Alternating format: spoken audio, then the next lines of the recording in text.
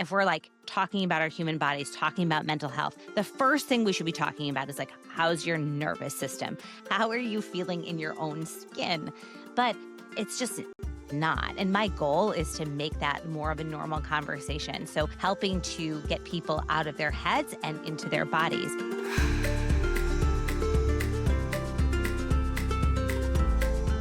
Hello, and welcome to the latest episode of the Unapologetically Yours podcast. I'm your host, Ashley Logan, and I am so happy to have you here today.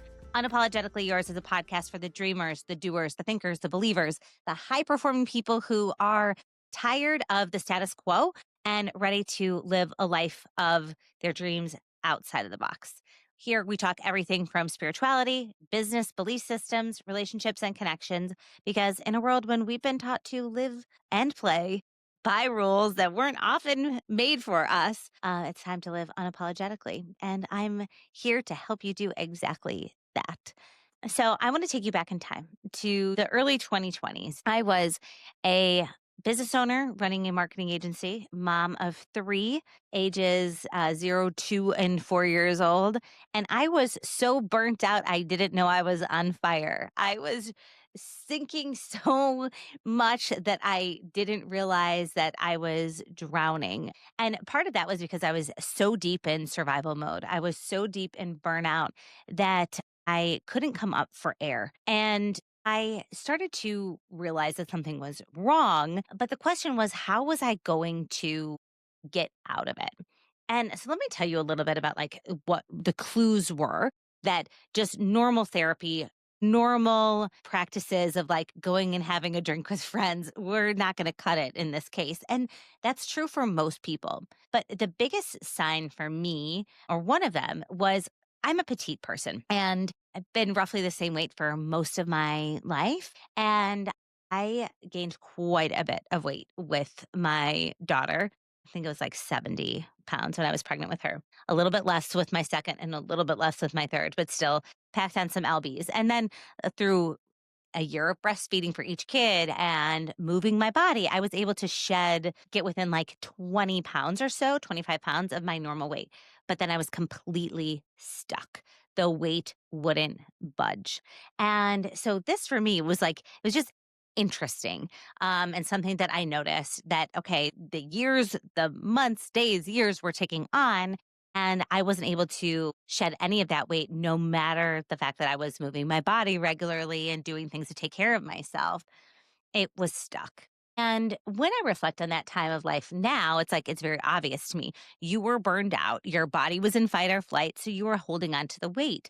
But people, we're not taught to think about our bodies in that way. We're not taught that our mental health is directly tied to our physical well being, and that some of the traumas and the limiting beliefs and our experiences that live in our body can help contribute to how we look, how we feel, and our overall health as a person. So I have talked about this time in my life quite a bit. I was burned out. I heard this like Jumanji drum, basically just this deep inner knowing that something in my life had to change. And you've heard that story. But what I want to tell you about are somatic practices and dive into one, what they are and what the benefit is and how they can really change your life. And if you're someone who has been like operating in chronic stress and you can't lose the weight, that it might be time to dig in to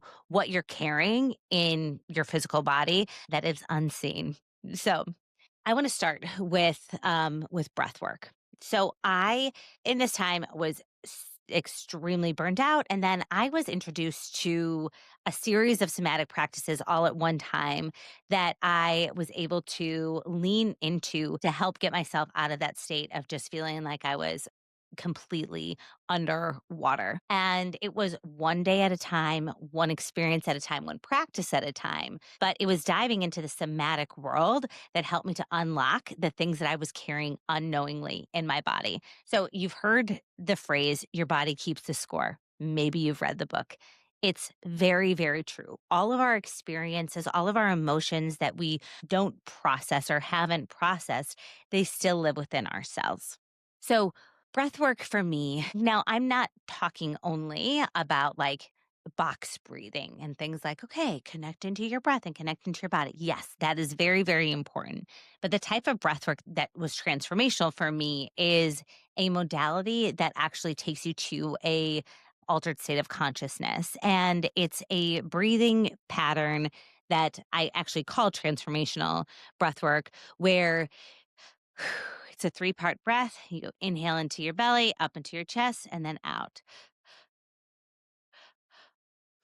And doing that with the help of a trained practitioner with healing touch, with support, with energy work can help to really, really unlock things and experiences that we're carrying. So, the first time that I did breath work, I had visions of singing. I had visions of leading a retreat.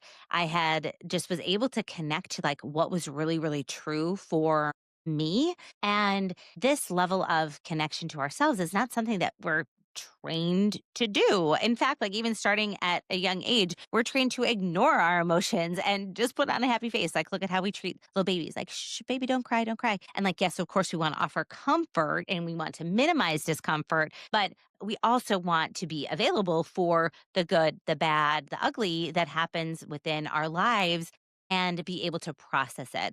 And so that transformational breath work was one aspect where I was able to actually just release so much grief that I was carrying in my body.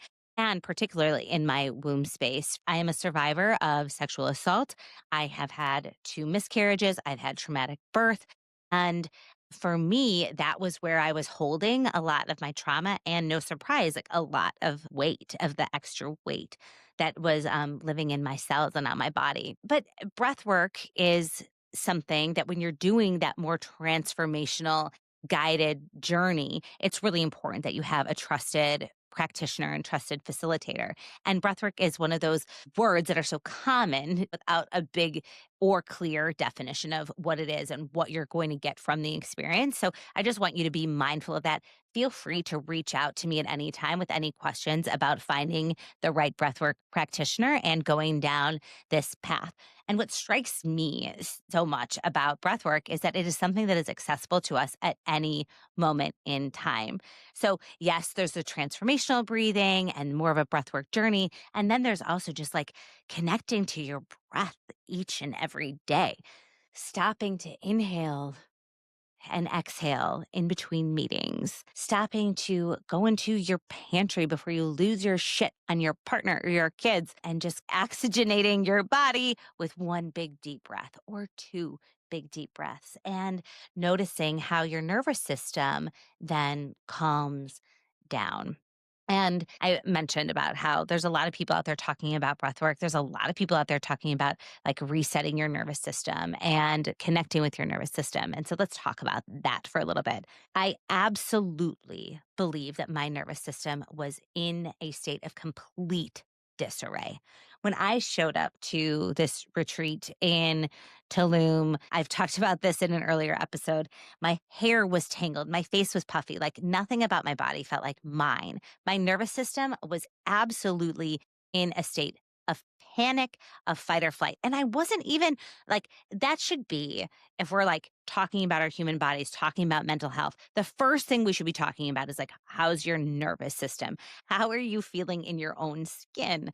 But it's just not. And my goal is to make that more of a normal conversation. So helping to get people out of their heads and into their bodies so that you can live in both places, being connected to your heart, being connected to your gut, being connected to what your cells are trying to tell you through intuition, through your experiences. Like this is it. Your body carries so much information about what is true for you, what's a yes, what's a no, how to show up in this life. And by connecting with that through these somatic practices, you can really, really, really get more of it's like truly a roadmap for what is true for you and helping to unpack those beliefs, those things that were taught to us through society expectation or other people's expectation that get really clear on like, what do you want?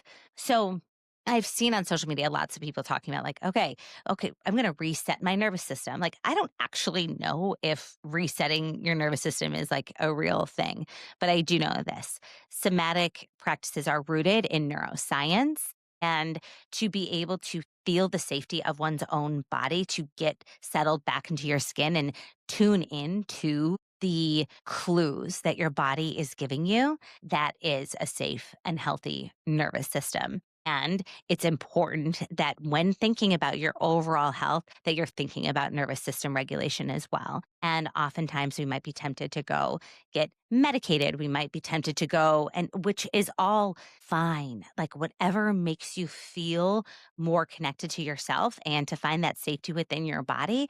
But if you're going to go the route of medication, make sure that you're also looking at how you're regulating and tapping into your nervous system. So, ways to connect with your nervous system are through breathwork is one of my favorite ways, and simple breathing patterns can help support that. Now, talking about like box breathing, talking about just taking a big inhale through your nose and exhale through your mouth, or my favorite, giving yourself a kiss. And that looks like this. For those who are watching. For those who are not watching, I just blew a big puffy spout of air out of my pursed lips. And what that does is it releases the same endorphins as giving someone a kiss. And so that big inhale, exhale through pursed lips is like, feels so great as just reconnecting back to your body, reconnecting back to yourself. And this is a tool that's accessible to you at any point in time.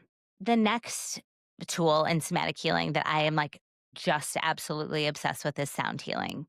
The Egyptian pyramids were perfect sound temples, and this just like absolutely blows my mind.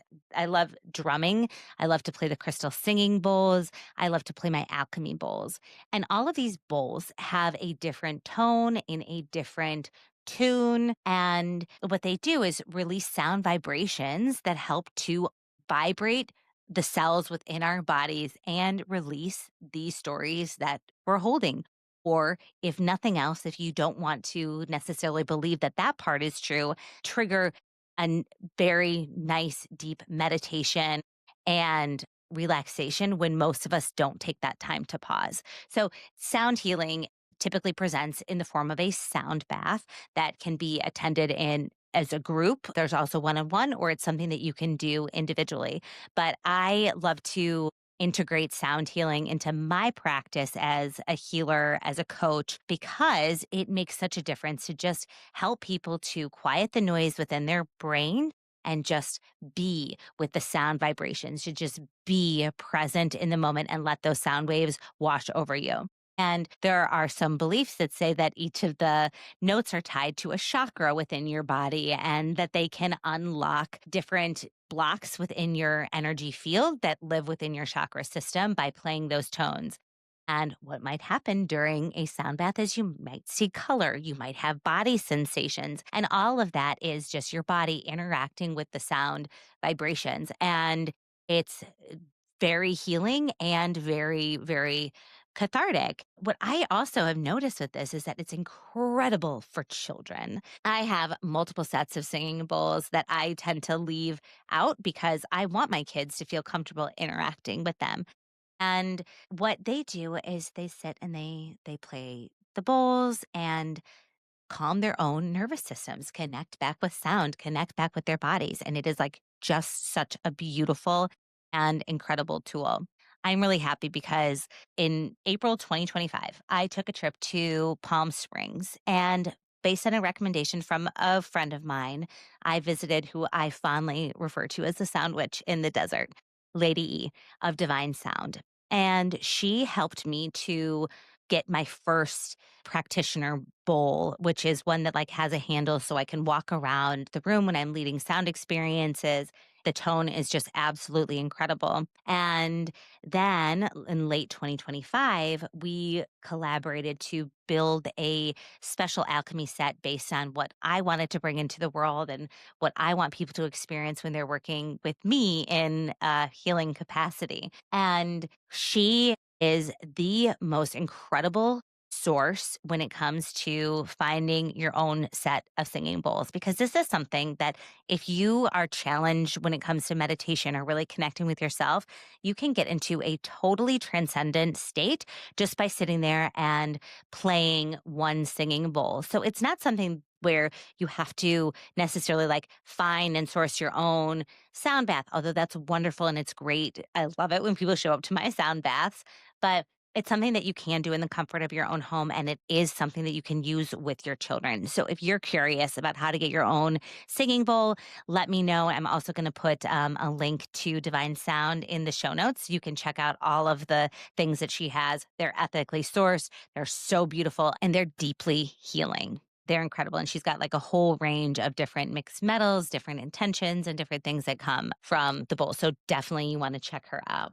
But the cool thing is that whenever I'm leading a group of kids in a sound healing, they just seem to be able to tap in and connect with their bodies and how the sound vibrations feel to them, what colors they might see when they close their eyes and hear the sounds.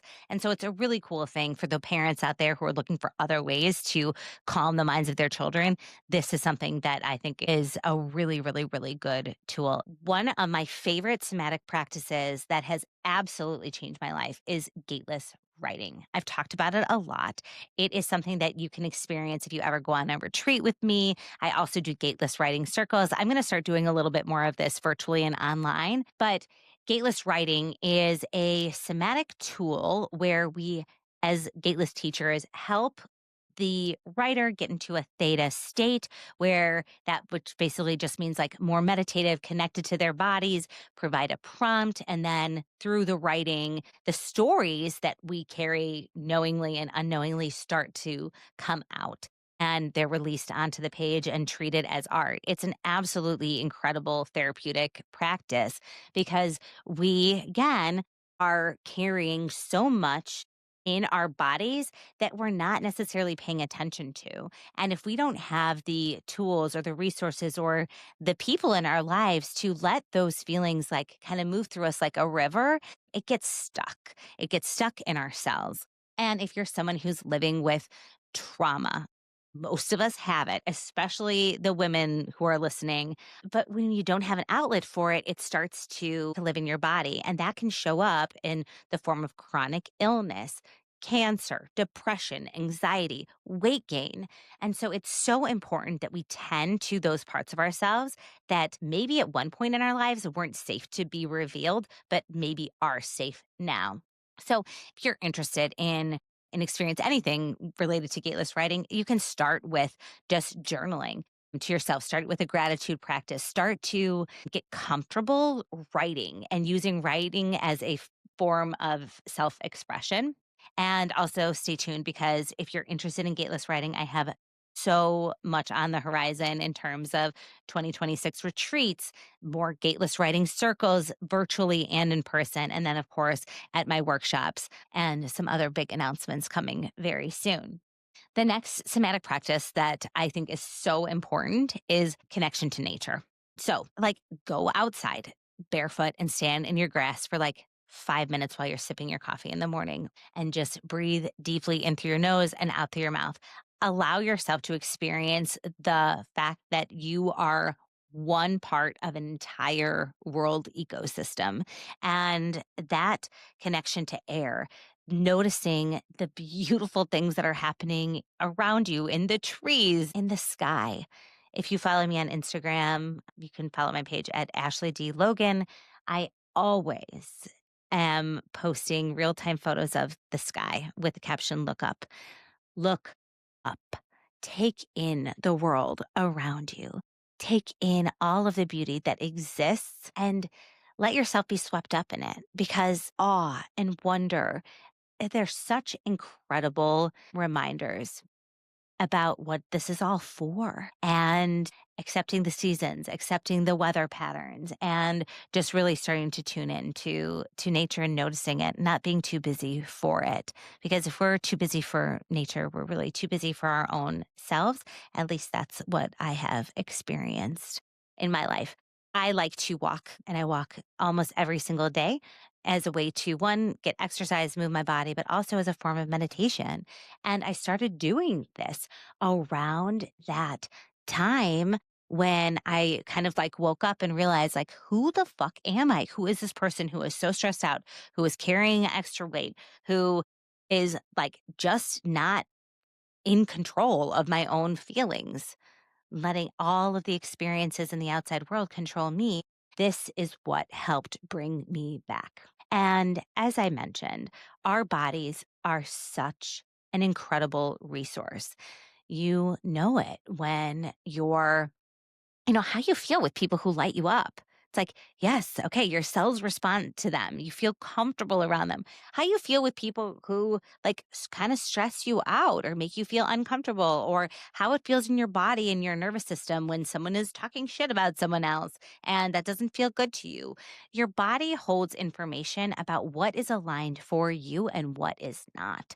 So, all you busy people out there, when you get that invitation that you don't want to go to and you feel it in your body, like as dread, it's important to start actually honoring that information. So, noticing it and then feeling it. So, think about like hunger. Our body gives us the cue that we're hungry, and then we go and eat. So if the body gives you the clue or the cue that you don't want to do something, and then you're constantly overriding it and doing that thing anyway, you're really putting yourself in a position to not have a fully optimized nervous system, to not just live a life that is aligned and not feel your best, because your body, again, holds that information. And if you continue to just be out of integrity with what your body is telling you, then I think personally for me, I think that it creates a tremendous amount of anxiety and dread. So say no to the thing that's not lighting you up. Say yes to yourself and creating those boundaries. And also, a no doesn't have to be this like horrible thing, because you can always replace it with a yes. So it's like, no, I'm not going to volunteer for this committee, but I am going to donate money instead. And that feels really great to me. Think about it in terms of what feels best for you, honor it, and start to make that part of your daily life, tuning in to what's a yes, what's a no, and then allow yourself to gradually release those old patterns that got you to where you are. I can speak to this from experience. I was overriding my nervous system in every sense of the word. I would wake up in the morning, work until the kids got up, then help get them off to school. Then they would come home. I would get dinner together, get them to bed. Then I would work until midnight, wash, rinse, repeat. What a life. And I know that, like, by the way, I want to recognize that, like, some people do have to work at that clip, working 2, 3 jobs just to put food on the table. And I created my own reality here by not setting boundaries. And my body paid for it, and my relationships paid for it. I wasn't as present as I wanted to be with my kids. There were so many moments that I missed out on because I was preoccupied and working too hard and not setting boundaries. And ultimately, what I realized is that all of these behaviors, like one, they weren't amounting to me living the life that I wanted to live. They weren't amounting to me feeling the way that I wanted to feel. And they were actually standing in the way of me having a healthy, in tune body. So, what I did, again, it wasn't just going to be about therapy. It wasn't just going to be about downsizing. It was about actually looking at all parts of my body and my system. That is what I believe is going to be the way of the future for people to connect back with themselves, to get sort of out of their heads, back into their body. And I want to also acknowledge that there are lots and lots of practitioners out there who are offering healing services in this space. And this is a good moment to remind you to trust and tune into your body. Not every practitioner is going to be for you. And so listen to what's a yes, what's a no, what feels aligned and what doesn't. So, for example, in breath work, it can be extremely vulnerable to be in an altered state of consciousness where someone is maybe placing hands on you. For me, I would be more comfortable with a female practitioner or having a female practitioner present just because of my own history of trauma. But finding those who connect with you is really, really important. Okay. So reflecting back on what it did for me when I started tuning into my body and to these somatic practices, guess what? The weight came off. my body returned to its normal size. And I have a lot of grace, by the way, for my body and my figure. I've had 3 kids. I don't want to be the wafy 20-year-old that I was at one point in time. But my body was able to release the weight that it was holding on to. My body was able to finally say it felt safe. Yes, I could have done some of this work through therapy, but it's just my belief that it should be a yes and somatic practices and therapy. If you're on medication, to medication and somatic practices, because here is where we get to the root of the story. Here's where we get to understand what's actually present and tend to that.